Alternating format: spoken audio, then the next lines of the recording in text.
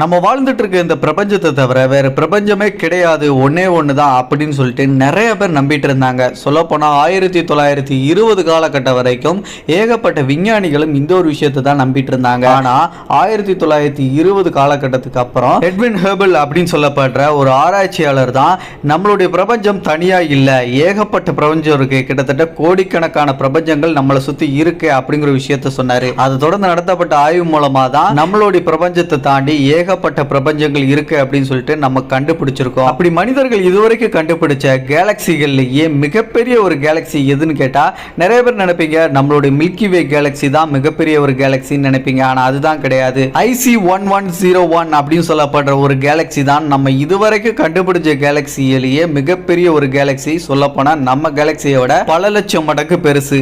அதாவது நம்மளுடைய மில்கி வே கேலக்சியோடைய ஒரு முனையில இருந்து இன்னொரு முனைக்கு நம்ம வந்து லைட்டோட ஸ்பீட்ல ஒளியோட வேகத்துல பயணிக்கிறோம் அப்படின்னா அந்த இடத்துக்கு நம்ம போய் சேர்றதுக்கு கிட்டத்தட்ட 1 லட்சம் லைட் இயர்ஸ் ஆகும். அதுவே இந்த IC1101 அப்படின்னு சொல்லப்படுற இந்த ஒரு கேலக்சியோடைய ஒரு முனையில இருந்து இன்னொரு முனைக்கு நம்ம போகணும் அப்படின்னா கிட்டத்தட்ட 60 லட்சம் லைட் இயர்ஸ் ஆகும். அதாவது 60 லட்சம் ஒளியாண்டுகள் ஆகும். அப்ப இதுல இருந்தே நீங்க புரிஞ்சுக்கலாம் இது எவ்வளவு பெரிய ஒரு கேலக்சி அப்படின்னு. இந்த வீடியோவிலும் மனிதர்கள் கண்டுபிடிச்ச அந்த மிக பிரம்மாண்டமான பிரபஞ்சத்தை பத்தி தான் தெரிஞ்சுக்க போறோம். சேனலை சப்ஸ்கிரைப் பண்ணி பெல் நோட்டிஃபிகேஷன் கரெக்டா செட் பண்ணி வச்சுக்கோங்க. அப்பதான் இது மாதிரியான இன்ஃபர்மேஷன் நீங்க தொடர்ந்து தெரிஞ்சுக்க முடியும். வீடியோ பார்த்து முடிச்ச உடனே வீடியோ பிடிச்சிருந்துச்சு, இன்ட்ரெஸ்டிங் இருந்துச்சா வீடியோக்கு ஒரு லைக் கொடுக்க மறந்துடாதீங்க நண்பா. வெல்கம் பேக் ஆனது நியூ வீடியோ. நான் உங்கள் சேகர்.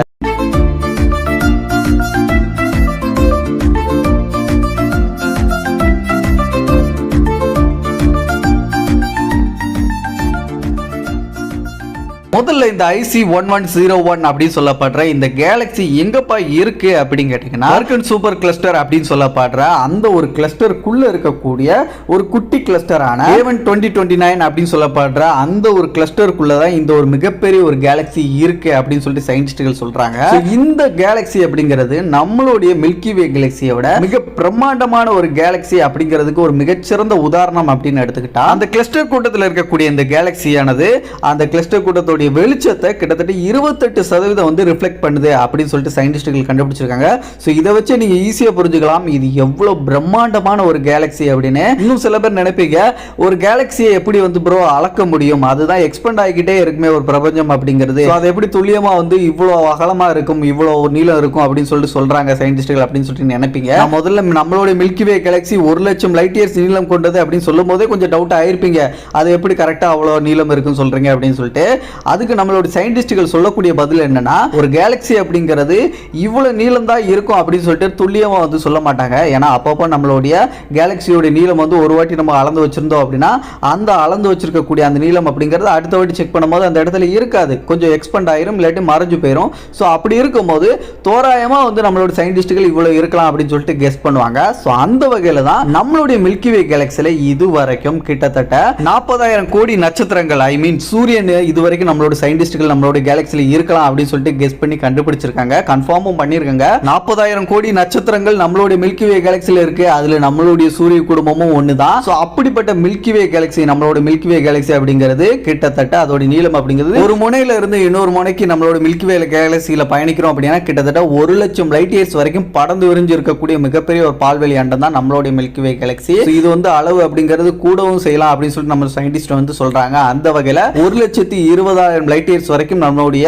பிரபஞ்சத்தோட நீளம் இருக்கலாம் அப்படின்னு சொல்றாங்க. பட் இருந்தாலும் இந்த அளவு அப்படிங்கிறது கன்ஃபார்ம் கிடையாது, சம்டைம் வந்து கூடலாம் குறையலாம். அந்த வகையில இத சொல்லும்போது நம்மளுடைய கேலக்சி இவ்வளவு பெருசு அப்படிங்கும்போது நம்ம கேலக்சி தான் பெருசு அப்படின்னு நினைப்பீங்க. ஆனா அதுதான் கிடையாது. இந்த IC1101 அப்படின்னு சொல்லப்படுற இந்த கேலக்சி பாத்தீங்கன்னா கிட்டத்தட்ட 60 லட்சம் லைட் இயர்ஸ் நீளம் கொண்டது. அதாவது அதோட முனையில இருந்து இன்னொரு முனைக்கு போனோம்னா ஒளியோட வேகத்துல பயணிச்சால் கூட 60 லட்சம் லைட் இயர்ஸ் ஆகும். அந்த அளவுக்கு தூரம் கொண்டதுதான் அதோடைய பிரபஞ்சத்தோட நீளம் அப்படிங்கிறது. அப்ப எவ்வளவு பெரிய பிரபஞ்சம் நீங்களே கற்பனை பண்ணி பாருங்களேன். நம்மளோட மில்கி வே கேலக்சியே அதிகபட்சமா 1 லட்சம் லைட் இயர்ஸ் நீளம் கொண்டது தான். ஆனா இது 60 லட்சம் லைட் இயர்ஸ் நீளம் கொண்டது. உண்மையிலே பெரிய பிரம்மாண்டமான ஒரு கேலக்சி தான். இன்னும் இந்த IC1110 அப்படின்னு சொல்லப்படுற இந்த கேலக்சியோட பிரம்மாண்டத்தை நீங்க சிம்பிளா புரிஞ்சுக்கணும் அப்படின்னா நம்மளுடைய மில்கி வே கேலக்சி மாதிரி கிட்டத்தட்ட ஒரு 60 கேலக்சியை இந்த கேலக்சிக்கு பக்கத்துல வச்சா மட்டும்தான் அதோடைய சைஸ் அப்படிங்கிறது சமமாகும். சோ அந்த அளவுக்கு பிரம்மாண்டமான ஒரு கேலக்சி தான். சோ இவ்வளவு பிரம்மாண்டமான ஒரு கேலக்ஸி அப்படிங்கிற பட்சத்தில்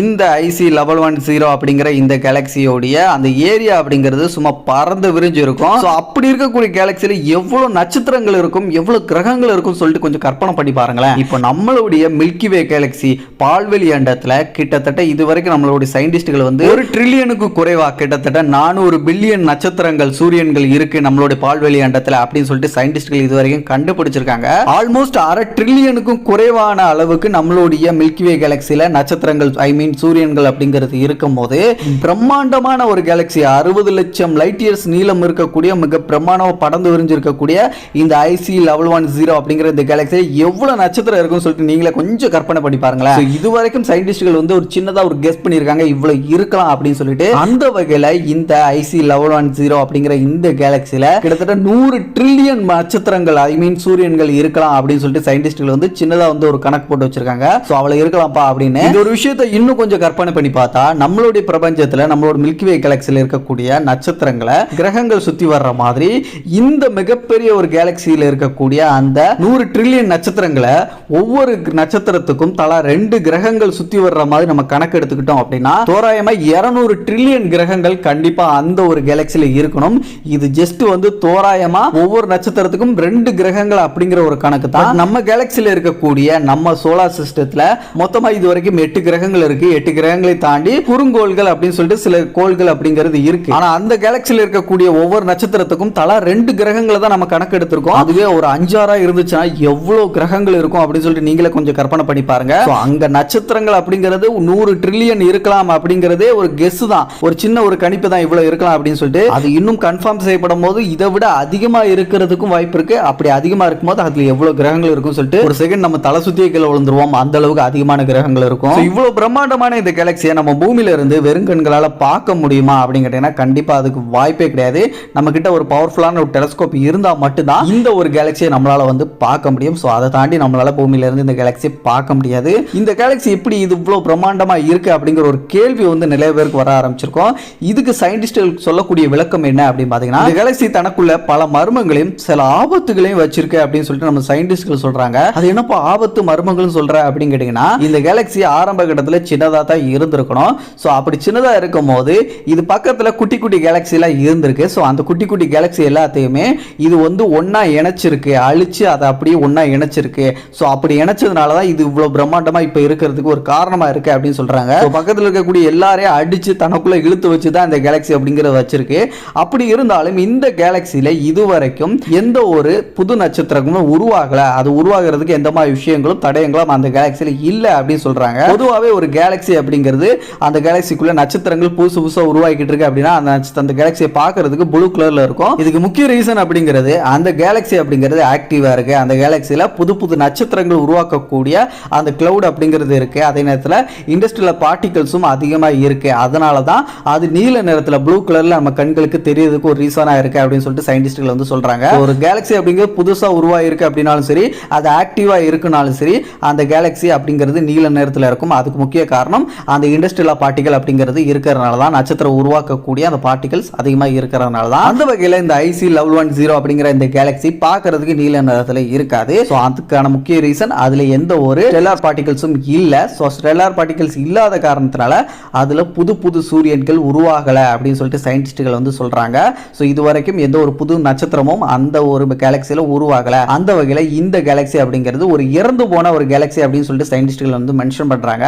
நம்ம இதுவரைக்கும் இறந்து போன கிரகங்களை பத்தி கேள்விப்பட்டிருப்போம், இறந்து போன நட்சத்திரத்தை பத்தி கேள்விப்பட்டிருப்போம். ஆனா ஒரு பிரபஞ்சமே இறந்து போன ஒரு பிரபஞ்சமா இந்த IC 1110 அப்படிங்கிற இந்த ஒரு பிரபஞ்சம் இருக்கிறது உண்மையிலே ஆச்சரியமா தான் இருக்கு. நம்ம சயின்டிஸ்டுகள் இந்த கேலக்சியை இறந்து போன ஒரு கேலக்சி, அதுவும் ஆக்டிவா இல்லாத ஒரு கேலக்சின்னு சொல்றதுனாலேயே இந்த கேலக்சியில இருக்கக்கூடிய விஷயங்கள் இப்படியே கண்டினியூ ஆச்சு அப்படின்னா கண்டிப்பா இந்த கேலக்சி நம்ம கண்ணில் இருந்து மறைஞ்சு போறதுக்கு வாய்ப்பு இருக்கு அப்படின்னு சொல்லிட்டு சயின்டிஸ்டுகள் சொல்றாங்க. பட் இருந்தாலும் இந்த கேலக்சி எப்போ உருவாயிருக்கலாம் அப்படிங்கிற ஒரு டவுட் இருக்கும் நிறைய பேர். அதுக்கு நம்ம சயின்டிஸ்டுகள் இப்போதைக்கு தியரியா வந்து ஒரு சின்ன ஒரு கெஸ்ஸா வந்து சொல்றாங்க. அது என்ன அப்படின்னா இந்த கேலக்சியில இருக்கக்கூடிய ஒரு நட்சத்திரத்தை ஆய்வு பண்ணது மூலமா இந்த கேலக்சி உருவாகி கிட்டத்தட்ட 12.8 பில்லியன் இயர்ஸ்க்கு முன்னாடி உருவாயிருக்கலாம் அப்படின்னு சொல்லிட்டு சின்னதாக வந்து ஒரு கெஸ் செய்யப்படுது. பட் ஆனால் இது கன்ஃபார்ம் கிடையாது. இந்த கேலக்ஸி எப்போ வந்து உருவாச்சு அப்படின்னு சொல்லிட்டு இப்போதைக்கு வந்து கன்ஃபார்ம் செய்யப்படல. பட் இருந்தாலும் 12.8 பில்லியன் இயர்ஸ்க்கு முன்னாடி மேபி உருவாயிருக்கலாம் அப்படின்னு சொல்லிட்டு அதோடைய நட்சத்திரத்தை ஒன்று ஆய்வு பண்ணது மூலமா சின்னதாக வந்து ஒரு கெஸ் பண்ணி கண்டுபிடிச்சிருக்காங்க. பட் இது சம்பந்தமான ஆய்வுகள் தொடர்ந்து போய்கிட்டு தான் இருக்கு. ஃபியூச்சர்ல மேபி இது சம்பந்தமான ஆய்வுகளில் ஒரு முடிவு நமக்கு கிடைச்சி இந்த கேலக்ஸி எப்போ உருவாயிருக்கலாம் அப்படின்னு சொல்லிட்டு அந்த வருஷத்தை நம்ம துல்லியமாக கண்டுபிடிக்கிறதுக்கு நிறைய சான்சஸ் இருக்குன்னு சொல்லிட்டு சயின்டிஸ்ட்கள் சொல்றாங்க. பார்க்கலாம் ஃபியூச்சர்ல. இது மிக பிரம்மாண்டமான ஒரு கேலக்ஸி இருந்தாலும் கூட இந்த கேலக்சியில இருந்து வெளிப்படக்கூடிய அந்த வெளிச்சம் லைட் அப்படிங்கிறது 220 லட்சம் லைட் இயர்ஸ் வரைக்கும் மட்டும்தான் அதோடைய லைட் அப்படிங்கிறது அந்த கேப்புக்குள்ள தான் வெளிப்படுத்துது அப்படின்னு சொல்றாங்க இந்த கேலக்ஸி. ஸோ இது நம்மளுடைய மில்கி வே கேலக்சியோட கம்பேர் பண்ணாலும் 2 மடங்கு அதிகம் தான். பட் இருந்தாலும் இது அந்த அளவுக்கு கம்மியாக தான் அதோடைய லைட்டை வந்து வெளிப்படுத்துது அப்படின்னு சொல்றாங்க. அதோடைய சைஸை வச்சு பார்க்கும்போது கொஞ்சம் கம்மி தான். இதை தாண்டி ஒரு கேலக்சி அப்படின்னு எடுத்துக்கிட்டாலே அந்த கேலக்சியோட மையத்தில் ஒரு பிளாக் ஹோல் கருந்துளை அப்படிங்கிறது நிச்சயமா இருக்கும். நம்மளுடைய மில்கி வே கேலக்சியோட மையத்தில் கூட ஒரு பிளாக் ஹோல் கருந்துளை அப்படிங்கிறது இருக்கு. ஒரு கேலக்சியோடைய அந்த டயாமீட்டர் பொறுத்து அந்த கருந்துளை அப்படிங்கிறது எவ்வளவு பெருசா இருக்கும் அப்படின்னு சொல்லிட்டு நம்மளால கெஸ் பண்ண முடியும். நம்மளுடைய மில்கி வே கேலக்சியோட டயாமீட்டரை வச்சு நம்மளுடைய கருந்துளை அப்படிங்கிறது எவ்வளவு பெருசு அப்படிங்கிறது நம்ம கண்டுபிடிச்சிருக்கோம். அதே மாதிரி மிக பிரம்மாண்டமான ஒரு கேலக்சியா கிட்டத்தட்ட 1,20,000 லைட் இயர்ஸ் நீளம் கொண்டு இருக்கக்கூடிய இந்த பிரம்மாண்டமான கேலக்சியோடைய கருந்துளை எவ்வளவு பெருசு இருக்கும், அதோட பிளாக் ஹோல் எவ்வளவு பெருசு இருக்கும் அப்படின்னு சொல்லி கொஞ்சம் கற்பனை பண்ணி பாருங்க. உண்மையிலே மிக பிரம்மாண்டமா தான் இருக்கும். நம்ம இதுவரைக்கும் நம்ம கண்டுபிடிச்ச பிளாக் ஹோல்லையே மிக பிரம்மாண்டமான பிளாக் ஹோல் அப்படின்னா அது இந்த IC 1110 அப்படிங்கிற இந்த கேலக்சியோட மையத்தில் இருக்கக்கூடிய அந்த ஒரு பிளாக் ஹோல் தான் அப்படின்னு சொல்லிட்டு சயின்டிஸ்ட்கள் சொல்றாங்க. சுமார் 13,600 லைட் இயர்ஸ் வரைக்கும் இருக்கக்கூடிய சூப்பர் மேசிவ் பிளாக் ஹோல் தான் இந்த கேலக்சியோட மையத்தில் இருக்குன்னு சொல்றாங்க. நம்ம மனிதர்கள் இதுவரைக்கும் விண்வெளி ஆய்வுகள் மூலமா கண்டுபிடிக்கப்பட்ட மிகப்பெரிய ஒரு கேலக்சி அப்படின்னாலே இந்த ஒரு கேலக்சி தான். அந்த கேலக்சியோட மையத்தில் இருக்கக்கூடிய மிகப்பெரிய ஒரு கருந்துளை பிளாக் ஹோல் அப்படின்னாலும் இந்த ஒரு பிளாக் ஹோல் தான் அப்படின்னு சொல்லிட்டு நீங்க அடிச்சு சொல்லலாம். ஸோ யாரு கேட்டாலும் ஸோ அந்த வகையில் இந்த பிளாக் ஹோல் அப்படிங்கிறதும் இந்த மிகப்பெரிய ஒரு பிளாக் ஹோலாக இருக்கிறதையும் தாண்டி இந்த பிரபஞ்சம் அந்த ஒரு கேலக்சி அப்படிங்கிறது மிக பழமையான ஒரு கேலக்சி அப்படின்னு சொல்லிட்டு சயின்டிஸ்ட்கள் வந்து சொல்லப்படுது.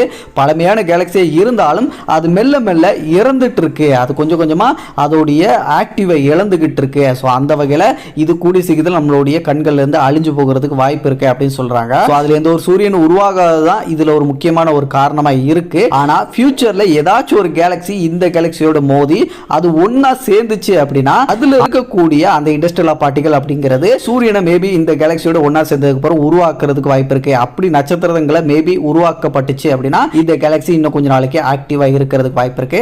ஆனா இப்போதைக்கு இது ஆக்டிவா இல்லாதனால ஃபியூச்சர்ல இது வந்து காணாம போறதுக்கு சான்ஸ் நிறைய இருக்கு. அதனாலதான் நம்மளோட சயின்டிஸ்ட்கள் ரொம்ப பழமையான ஒரு கேலக்சியா இருந்தாலும் அது இறக்குற தருவாயில இருக்கக்கூடிய ஒரு இறந்து போன ஒரு கேலக்சி அப்படின்னு சொல்றாங்க. சரிப்பா, இதெல்லாம் ஓகே. இந்த கேலக்சி இவ்வளவு பெருசா இருக்கு, அதுல இவ்வளவு கோடி நட்சத்திரங்கள் இருக்கு, அதை சுத்தி இவ்வளவு கிரகங்கள் வருது, இப்படி எல்லாம் சொல்ற. அப்படி இருக்கும்போது நம்மளோட மில்கி வே கேலக்சியில் நம்மளோட பூமியில உயிர்கள் அப்படிங்கிறது இருக்கு. அதே மாதிரி அந்த கேலக்சியில கோடிக்கணக்கான கிரகங்கள் இருக்கிற பட்சத்துல அதுல ஏதாச்சும் ஒரு கிரகத்துல நம்ம பூமி மாதிரி ஏதாச்சும் ஒரு உயிர்கள் இல்லாமையா இருந்திருக்கும் அப்படிங்கிற ஒரு கேள்வி உங்களுக்கு வரலாம். இதே கேள்வி நம்மளுடைய சயின்டிஸ்ட்கள் மனசுலயும் அதிகமா இருக்கு. ஸோ அப்படி இருந்தாலும் அங்க என்ன இருக்கு அப்படின்னு சொல்லிட்டு நம்மளால வந்து தெரிஞ்சுக்க முடியாது. ஐ மீன் பார்க்க கூட முடியாது. அதுக்கு முக்கிய காரணம் அந்த கேலக்சி வெளிப்படுத்தக்கூடிய அந்த லைட் வெளிச்சம் அப்படிங்கிறது தான். ஸோ அந்த வெளிச்சத்தை தாண்டி நம்மளால அங்க என்ன இருக்கு அப்படிங்கறத தெரிஞ்சுக்க முடியாது. அதே மாதிரி தான் ஏதாச்சும் ஒரு கிரகத்துல உயிர்கள் அப்படிங்கிறது இருந்துச்சு அப்படின்னா அந்த வெளிச்சத்தை தாண்டி நம்மளை வந்து பார்க்க முடியாது. ஸோ ரெண்டு சைடு வந்து அந்த வெளிச்சம் அப்படிங்கிறது ஒரு பெரிய பிரச்சனை. ஸோ ரெண்டு சைடுமே பார்க்க முடியாது, என்ன இருக்குங்கிறத தெரிஞ்சுக்க முடியாது. பட் இருந்தாலும் இது சம்பந்தமான ஆய்வுகள் தொடர்ந்து போய்கிட்டு தான் இருக்கு.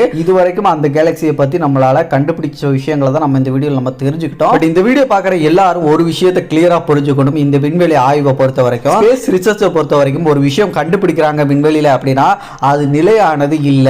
எப்பவுமே அது நிலையா இருக்காது. ஒரு கிரகம் வந்து மிகப்பெரிய ஒரு கிரகமா கண்டுபிடிக்கிறாங்கன்னா அது கண்டுபிடிச்ச காலகட்டம் வரைக்கும் அது ஒரு மிகப்பெரிய ஒரு கிரகமா இருக்கும். அதுக்கப்புறம் லேட்டரா ஒரு 100 வருஷம், ஒரு 10 வருஷம், 20 வருஷத்துக்கு அப்புறம் அதை விட மிகப்பெரிய ஒரு கிரகத்தை கண்டுபிடிக்கிறாங்க அப்படின்னா கண்டிப்பா அந்த ஒரு கிரகம் தான் மிகப்பெரிய ஒரு கிரகமா நம்ம சயின்டிஸ்டால வந்து சொல்லப்படும். ஸோ அந்த வகையில விண்வெளி ஆய்வை பொறுத்த வரைக்கும் நிலையான ஒரு கண்டுபிடிப்பு அப்படிங்கிறது கிடையாது. இப்போதைக்கு இந்த IC 1101 அப்படிங்கிற இந்த கேலக்சி மிகப்பெரிய ஒரு கேலக்சியா நம்ம கண்டுபிடிச்சிருந்தாலும் ஃபியூச்சர்ல ஸ்பேஸ் ரிசர்ச் அப்படிங்கிறது கண்டினியூஸா போகும். அப்படி கண்டினியூஸா போகும்போது இதை விட மிகப்பெரிய ஒரு கேலக்சியை நம்ம கண்டுபிடிக்கிறதுக்கு நிறைய சான்சஸ் இருக்கு. பட் இது எல்லாத்தையும் தாண்டி நம்மளுடைய சயின்டிஸ்டுகள் கொஞ்சம் வருஷத்துக்கு முன்னாடி ஒரு விஷயத்தை வந்து அனௌன்ஸ் பண்ணாங்க. அது என்ன அப்படின்னா நம்மளுடைய மில்கி வே கேலக்சியோட இன்னொரு கேலக்சி மோத போகுது அப்படின்னு சொல்லியிருக்காங்க.